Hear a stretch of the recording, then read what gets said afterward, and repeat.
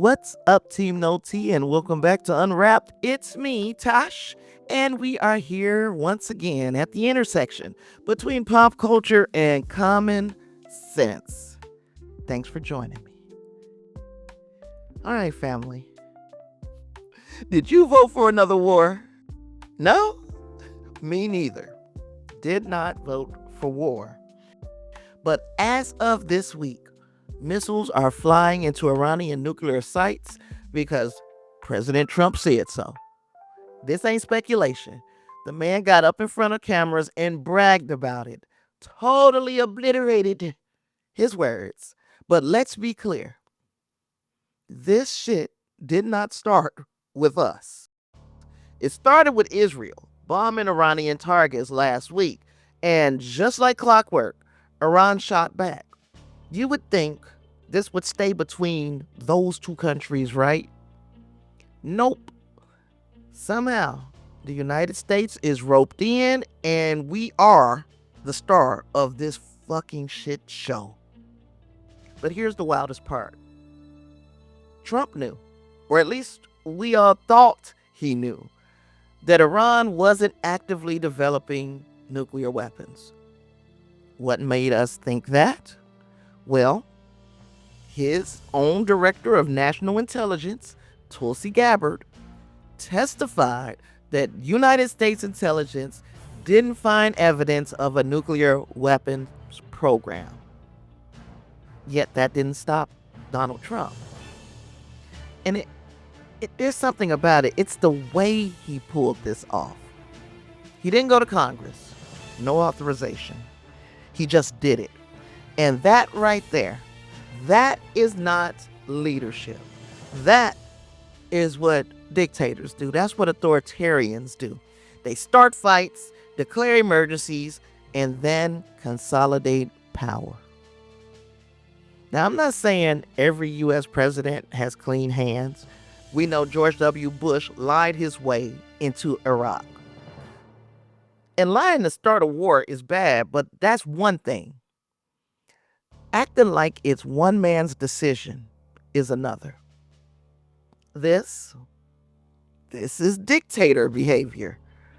And I'm going to break down why this move is so dangerous for the Middle East, for the world, and for this so-called democracy we're watching slip away. So let's get into it. So if we're going to talk about this thing, we got to back this thing up for a second. Because, of course, the war didn't start with Trump. It didn't start with the U.S. at all, in fact. This whole thing kicked off when Israel launched strikes on Iranian positions last week. Now, their justification was they claimed Iran was helping coordinate attacks on Israeli targets through Hezbollah and other groups. And that, of course, that Iran was developing nuclear weapons. Now, it ain't nothing new to have tensions boiling between Israel and Iran. This has been going on for literal years. Nothing new to see there.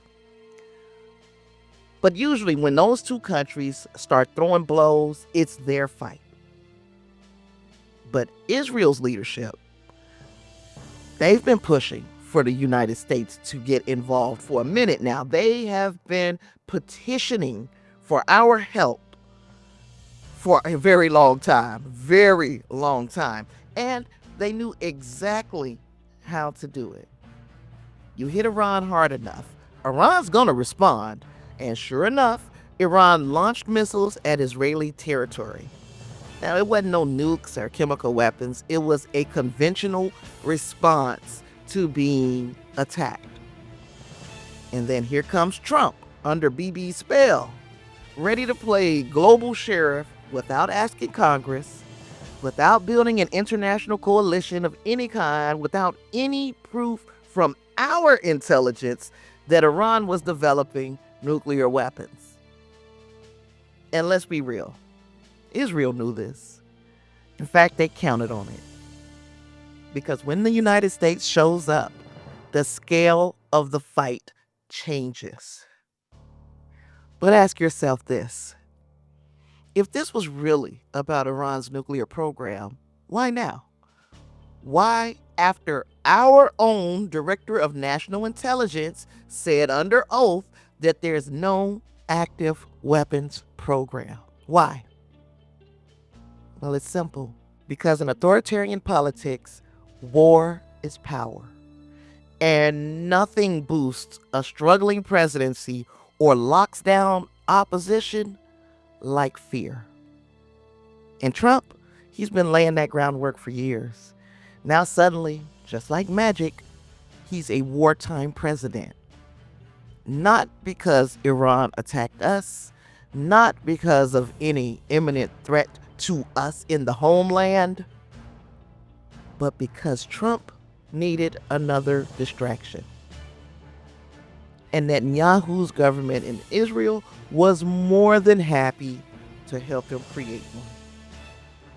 Meanwhile, we're going to be over here footing the bill, paying the price, putting U.S. troops in the crosshairs, watching oil prices rise like the sun after a successful bombing of an imaginary nuclear facility.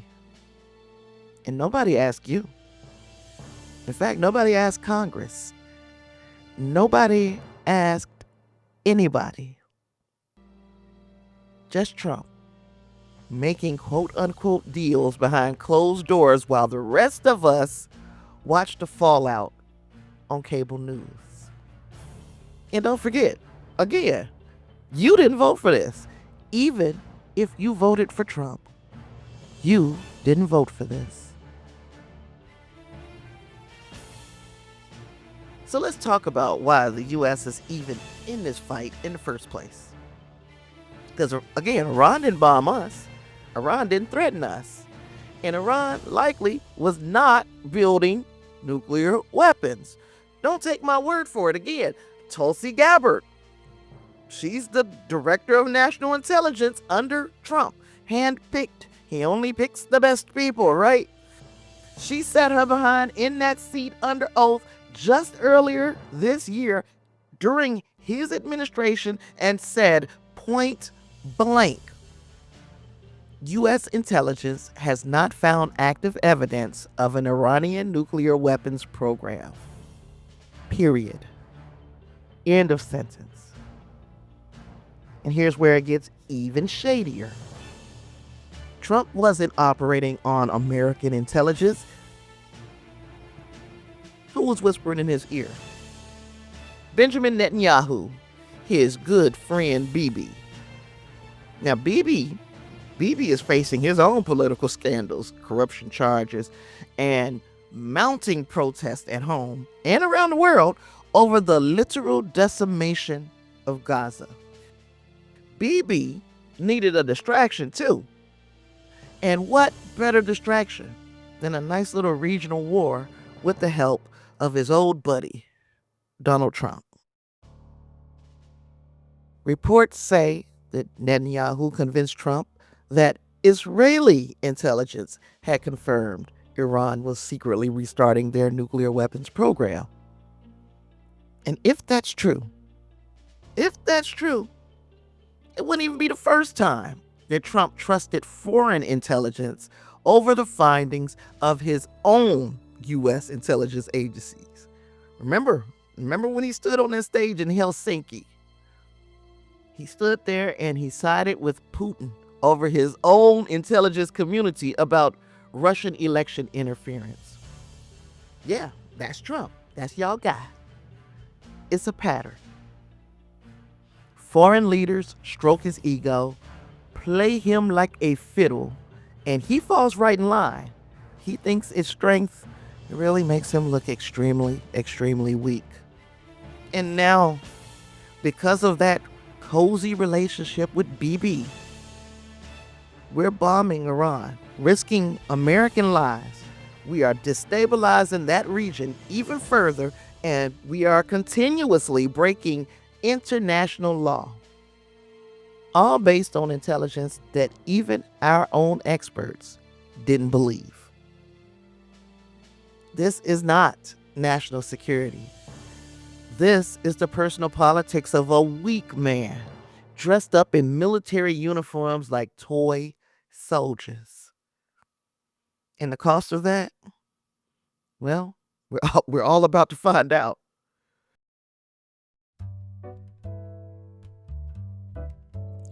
All right, y'all, before we keep it moving, let me take a second to show some love and handle a little bit of business.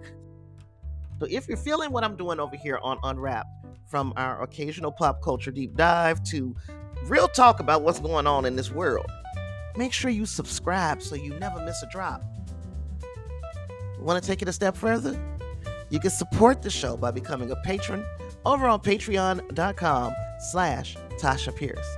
That's how I keep this thing independent and authentic. Plus, every dollar helps keep the mic hot, the research deep, and the content consistent. A huge shout out to my current patrons. You already know. I see you. I appreciate you. Thank you for riding with me.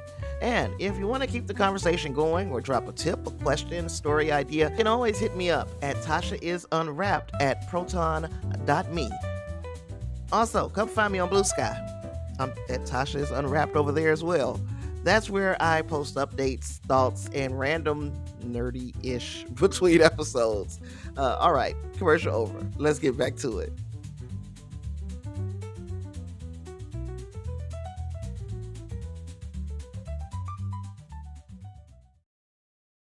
This episode is supported by my bookshop storefront. It's called A Word to the Wise. And look, I've got whole reading lists on resistance history, on education, all that. Books they don't want in your schools, books they don't want on your shelves. So grab a book from my bookstore, support indie bookstores, and help me keep bringing these stories to you. The link will be in the show notes. All right, let's get back to it.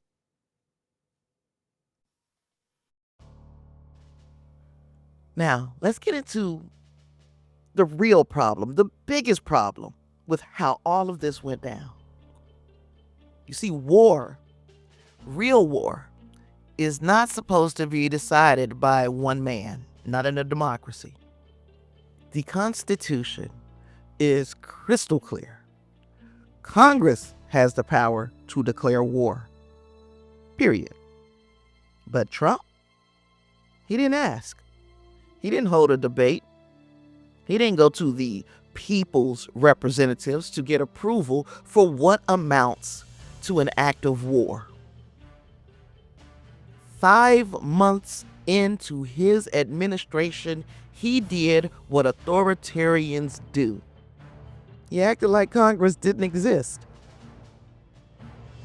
And we could talk about entering stupid wars, but one thing about George W. Bush, George W. at least went to Congress to get the green light for Iraq. Even though we found out later that the whole thing was based on lies about weapons of mass destruction, he went to Congress to get the green light. What Trump is doing, this is worse. This is not just deception, but this is dictatorship behavior. Why? He didn't go through the process. He bypassed Congress. He didn't build any international support. He unilaterally made this decision pretty much on his own because his cabinet is a bunch of feckless sycophants. And he's counting on us, the American people, just being so tired, being too distracted or too afraid to stop him. And why do dictators love war? Because war lets you break the rules. Wartime presidents declare emergencies. Wartime presidents suspend rights. Wartime presidents silence dissent. And Trump has been laying the groundwork for this play from day one. Authoritarian leaders all over the world have used war to consolidate power. Putin, Erdogan in Turkey, of course, Netanyahu in Gaza. Different dick, same handbook. And now it's our turn. Think about it. If he could start a war on a lie and ignore Congress, what's next? Martial law? Canceling elections? Shutting down media that criticizes him? He already has U.S. soldiers on the ground in L.A. That's how dictatorships start. And please, don't think it can't happen here. It's already happening here. So, what happens now? What does this mean for us, for the world? What does this mean for the future of democracy right here at home? First things first, we're literally one bad decision away from this thing exploding into a full-scale regional war. Iran's already responded. They launched a wave of ballistic missiles at Israel. Israel's hitting back with strikes of their own. And now we, the United States, are sitting right in the middle of this firestorm. And I hope people understand exactly what that means. It means U.S. troops in the region will become targets. It means American embassies and bases overseas should be on high alert. It also means supply chains will be disrupted. And you better believe it means higher gas prices. War ain't just something that's happening over there. It's going to hit your grocery bill. It's going to hit your gas tank and your job market. And the worst part is, the more this spirals, the easier it becomes for Trump to say, we can't have an election right now. It's not safe. We can't have protests. We're at war. We can't question leadership. We need unity. That is the script, y'all. That's not new. Dictators been running that game for centuries. They create a crisis, exploit the crisis, consolidate power. And don't forget, we've seen flashes of this play before. January 6th. Trump's love affair with the phrase law and order, but only when it's his laws and his order. This what we're going through right now, right here. This is that play on steroids. And let me tell you something else. Netanyahu don't care what happens to America. He's trying to save his own skin in Israel. And Trump is looking at you. He's looking at our soldiers. He's looking at our country like collateral damage. The war is not about safety. It's about ego. It's about power. It's about looking like a strong man. And if we don't stop it now, if we don't demand that Congress takes its rightful place today, we could be handing this man the keys to permanent emergency powers before the next election cycle even starts. It's that freaking serious. So here's where we are. A war we didn't vote for. Launched without Congress. Probably based on foreign intelligence. Backed by a president who's been itching for this kind of control since 2016. And now it's our move. So look, I know it's easy to feel powerless watching all this unfold. I kind of think he wants us to feel like this is too big, too complicated, or too far away to even matter. But this is exactly when we have to act. You need to call your representatives, flood their phone lines, blow up their inboxes. Tell them Congress needs to reclaim its power before this president locks in permanent war powers for himself. Share this episode. Talk to your people. Because if we don't stop this slide into dictatorship right now, we're going to look up and it's going to be too late. I've said it before. I will keep saying it. Democracy does not defend itself. That's our job. And if you think this can't happen here, look around. It already is. So stay loud. Y'all was really loud a couple of weeks ago for the No Kings protest. We need to stay sharp. Know what the hell is going on in the global community, in the national community, and in your community. And just stay in this fight. And we're going to continue to fight the right way. I'll be back with more because shit's not done. But until then, take care of yourselves. Hopefully, what I dropped today on you was a little knowledge. I don't spill tea. You deserve so much more than just tea. Take care of yourselves, take care of each other, and don't let anybody tell you this shit is normal. I'm telling you, it's not. See you in the next one. Peace.